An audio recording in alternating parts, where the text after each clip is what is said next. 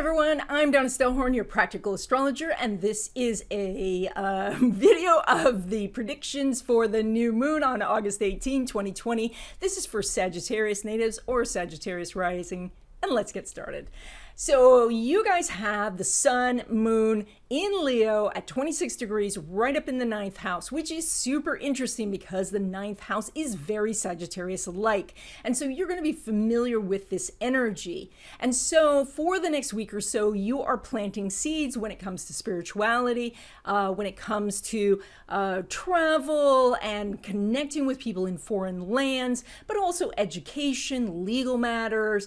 But I think the most important thing is your belief systems. So what you believe about yourself, what you believe, how things work in the universe, everything that you filter, all the information and all the opportunities that come to you, you filter through these beliefs. And so it shapes your world. Now, I say that this is for the next week, but this is going to be the only time for the next 12 months that you have this new moon in this house. And so you also can plant the seeds for the entire month for your lunar year. And so that's a time, or this is a time, where you really want to look at what it is you believe and how those beliefs are shaping your life. Now, it's unusual that a new moon is making this many aspects, and all of these will affect you. So let's talk about these. The first being that Mercury is sitting there at 28 degrees of Leo, and it is sitting there very, very close to the sun moon. So now Mercury is your thinking process, how you process information, how you gather information that you are going to process, the things you say to yourself, and how you express yourself to others. And so all of this, very, very important. And this is sitting very close to the sun. It's a conjunction, and normally we'd say, yay, a conjunction. But unfortunately, this Mercury is so close to the sun, it is what we call combust. It is obliterated by the sun because the sun is really, really bright. So if you looked up in the sky and you said, where's Mercury? You can't see it because it's so close to the sun. All you can see is the sun. And of course, don't look into the sun.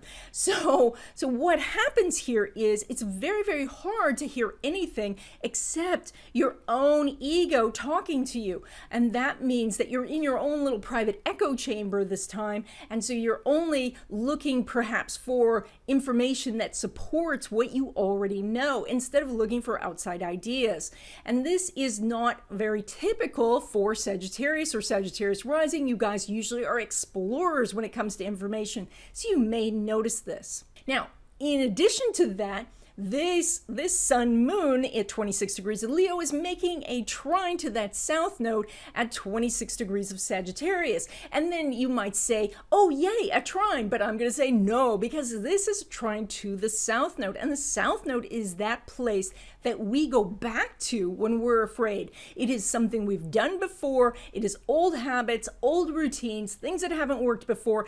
And it is our default where we retreat to when we're nervous. And because it's a trine, it happens really easily. But when we add in the fact that the Mars is at 24 degrees of Leo, making a trine to that south node and to the moon and sun, what we have is a grand trine. And again, you might be saying, yay, a grand trine. But unfortunately, because of that south node, what happens is we get on this little hamster wheel where we say, oh, I really need to do something. And so the action that pops into our head to take is something we've done before. And so what happens is you do that and you say, well, that's not working. And so I need to take an action. And then you do something else you've done before and so forth. And you just go on this spinning, sort of can't get off of this little wheel.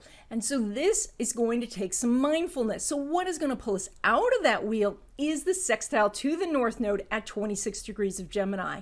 Now, the sextile is the problem here because a sextile, which is kind of a combination feeling of like starting out as a square and then ending as a trine. It means it's hard at first, but then as you do it, it becomes wonderful. It means that you have to go do the hard thing. And in this case, that north node in Gemini in your 7th house means you have to go ask other people. You have to ask them their advice. You have to ask them to criticize what you're doing, or critique, I guess would be a better word. You have to talk to other people and get information from others and from all kinds of sources, because the Gemini would say, you can't just hear from one source. You have to have multiple sources. But wait, there's more.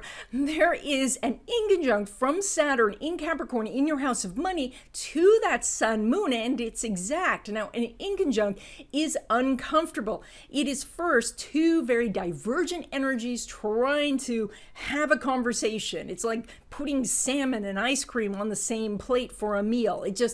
There needs to be some sort of separation. And so it's Saturn. And the Saturn is going to be everything where you don't feel good enough, where you don't feel strong enough, where you don't feel like you have enough expertise, where you don't feel like you've had enough education or information or something. And so you feel less than. Now, over time, of course, you overcome this energy by working at it. And wherever our Saturn is in our chart, we work at it really, really hard. But this is a temporary placement. And so as you are looking at all the opportunities out there, your first reaction is going to be, I don't have enough resources, I don't have enough money. And so you're going to find that, and that could be this incredible block. But wait, there's more. So there are two sesquines here.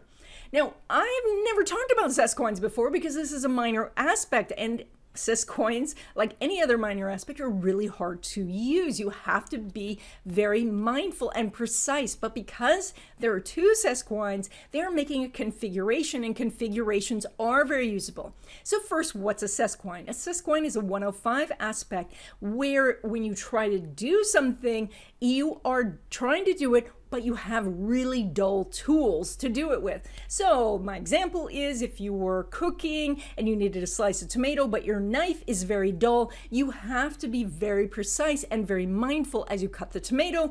Otherwise, you're going to squish the tomato. So that's what this is like. It is like you are wielding a dull tool. However, because there are two sesquines and they are pulling energy away from this inconjunct, you have the opportunity to have a hidden treasure. So let's find your hidden treasure. Your hidden treasure is that the Saturn makes a sesquine to that Uranus in Taurus in your 6th house, and the Uranus makes a sesquine to the Sun Moon in Leo, and then the Sun Moon make an inconjunct to that Saturn. That is the configuration. And so the Saturn represents the point of reserve, that point where you're hanging back, the point of shyness. And so it's what we were talking about before. It's about feeling blocked because you don't have enough money, or that you don't handle money well, or you don't have enough resources, or you feel like your self-esteem isn't strong enough, you don't feel like you deserve things, or you feel blocked because you have too much stuff, or you feel blocked because you don't have the right stuff. And so those are all the points of holding you back. Now let's find the hidden treasure. So your hidden treasure is the Uranus and Taurus in the 6th. So this says change your routines and everything changes. It says look at what your habits are, because you can change those. You can streamline things, automate things, that you, with this Uranus, can have new ideas, that you can use innovative things and technology to make things different. And you might say, I don't know about technology, but that doesn't, you don't have to know all of technology to use technology. You don't have to know the parts of a car to drive one. You just need to know which parts you want to use. And that's what that Uranus says, is be selective. This Uranus also says that you have very particular skill sets that you can apply to these various problems. So what it's saying is to think creatively, to think outside the box, to say, all right, the universe is sending me this problem, but it is disguised as a problem. It's really an opportunity. What's the opportunity? What's the thing that's going to help me out here? All right, let's go around the wheel and see what's going on in the different life areas, starting with relationship, where you have Chiron Mars going through your 5th house of love and romance. Chiron's going to be there for a while. This is about healing from past relationships and really getting into a relationship and having that relationship, that new relationship, heal you. So there is a lot of this emotional healing going on. It's also Mars in Aries, which does say you can get into a relationship if you want to. Mars is going to be there for the rest of the year, so this is no rush if you don't want to use this energy. When we look at the 7th house and in relation to the 1st house, Mercury's not making an aspect with Jupiter, and so what we do have is we're not quite fully in sync here. I know the Venus is up in the 8th house for intimacy and sex and all of that, so you can have those shorter term relationships, but to establish a longer term relationship, you're not quite in sync and you may have to wait. That means be patient. Allow this relationship to mature, to get to know each other better. Just don't rush things this time, as that Mars in Aries would like to do. And just move things at just a quiet pace and you'll do fine. When it comes to your home, first I have to apologize. I did not mean to put the part of fortune in there. That part of fortune is a mathematical combination of sun, moon, and ascendant, and we don't have a valid ascendant here because I don't know what time you were born. So it's not supposed to be there, and so please just ignore that. What we have is the Neptune there, and the Neptune's going to be there for a long, long time. But the good news is that Neptune is making that lovely sextile to Jupiter, and so home life is going pretty well, and it will continue to go well. And that is, as you visualize things, they can come to you. Now, the Neptune does have that darker side. If you visualize a nightmare, you're going to get that as well. So it's extremely important that you are looking at things as, all right, what are the good things that can happen? And then what actions, with that very practical Jupiter and Capricorn in the 2nd house, what actions can I do to manifest this? So this is more than just wishful thinking. This is a wish plus an action. That's always the way to do a sextile. And then great things can happen. And this is about the relationship with your family as well as your home. So again, if you want a better relationship with your family, you make the wish, you take the action, and then good things happen. Now, when it comes to your career, it is ruled by that Mercury, which we had already said is obliterated by the sun. So you're a little bit invisible right now, even though that Mercury is very, very elevated. So it's possible that your name's getting out there, but you're part of the team, or you're getting out there as part of the department. It's that you're not as seen as clearly. Additionally, there's no aspect between Mercury and the sun. So if you are putting out resumes and things like that, you're going to need to work a little harder, like make phone calls, send emails, send direct messages to get your resume seen, because it's a little bit invisible right now. Now, that said, you do have that connection to the sun, moon, which has, the connection to the hidden treasure and all of that. That means that you can find new job opportunities through colleagues, or you can find them through people you went to school with. So reaching out to people like that, maybe on LinkedIn or other like Facebook and things like that, that can be a way for you to be seen. When we look at your house of money, you are pulling money from that Saturn in your 2nd house. That's a slow growth wealth aspect. It means be responsible for your finances and things grow. Count your pennies and then you find the dollars. It says be frugal, look at what you're using, what is outgoing, and make sure that you're staying on budget, and that can really help. Now, of course, that Saturn was doing all of those aspects that we were talking about with the new moon, so there's a lot going on. That means there are money opportunities that are coming in. Some of them are outside your comfort zone. Some are connected to that hidden treasure. And so look at things that are particularly right for your skill set. And by the way, when I say skill set, if you say, I don't have any skill sets, first of all, sit down with a piece of paper and write down everything you know how to do and start to build your skill set. See what you do know how to do. And if you end up with a blank piece of paper, well, then it's time to work on things. You have this vast internet and you are Sagittarius or Sagittarius native. So right now, I can't believe you don't have a skill set. You have a skill set. You have many skill sets. You are ruled by the planet of knowledge. You have this.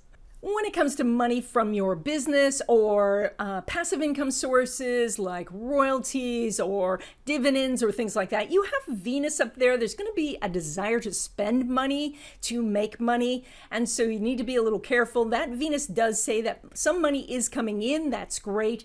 But overall, what you have is an inconjunct between the moon and Saturn, those rulers. And that does say that most of the money made is outside your comfort zone. That means you have to do something that you don't necessarily want to do, and that's going to make you money. And maybe that is doing more presentations, maybe that is getting online, maybe that's doing more Zoom conferences, but there's something there where you might not feel completely strong and feeling confident about, but that's the way that you're going to make money. Also, remember what I said before, way back in this video, about there is a deserving component here. When you're doing Capricorn on the second house with Saturn in Capricorn, there are issues with how you feel you deserve. And so clearing out those blocks can really, really help.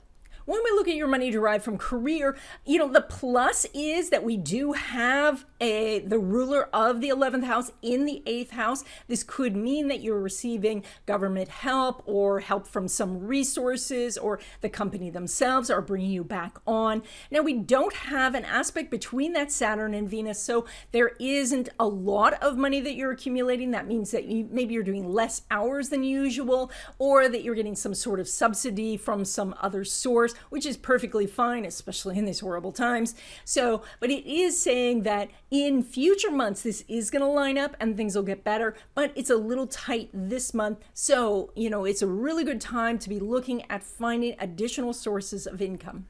Now, when it comes to windfalls or unexpected money, things that are more high risk, you have Chiron there as well as Mars. And the Chiron does say that you have to heal about bad decisions that you've made in the past. And that is to actually do an autopsy on the decisions. Not just to say, oh, I made a mistake and I forgive myself, but say, why? Why did I make a mistake? What, if it was a gut instinct, what was about the gut instinct that was incorrect? Where did I go wrong?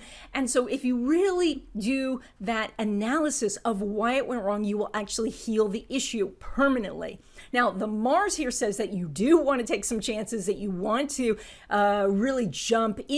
Now, here's my caution. That Mars is doing a square to your Saturn. And so the square says, I want to do something, but the Saturn does say it would be prudent to hold back. And so you do want to be cautious, because maybe you haven't gone through all the details yet. Maybe you don't fully grasp all the details, or somebody's holding the details back, or that Mercury that is up there combust in your house of contracts. You haven't even received the paperwork yet. So it says, take your time. That windfalls can come in, but they are very carefully planned. They are very carefully crafted. This is not any sort of seat of the pants, just going to jump right in sort of aspect. And that's it. I hope you enjoyed this video. If you did, please give it a thumbs up. If you haven't already, please subscribe and stay tuned. LaRue wants to say hi.